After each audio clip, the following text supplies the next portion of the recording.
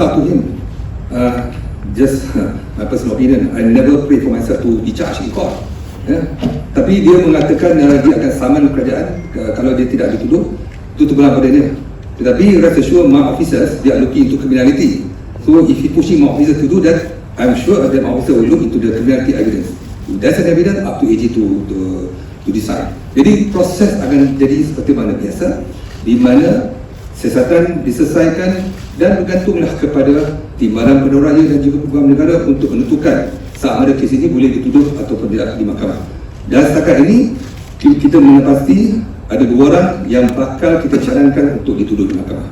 Itu terpulang kepada pihak AG untuk menentukannya pada masa akan datang. Dan sekiranya ada kesalahan akan dituduh. Kalau tak ada, kita akan umumkan seperti mana biasa. Dan pengurusan akan datang akan umumkan ada kes atau tidak. So basically the 2 individuals yang bakal dicadangkan. Kita tidak kata kita akan menuduh. Dicadangkan. Kita boleh mencadang beratus orang pun kalau kita mahu, tetapi terpulang kepada peguam negara.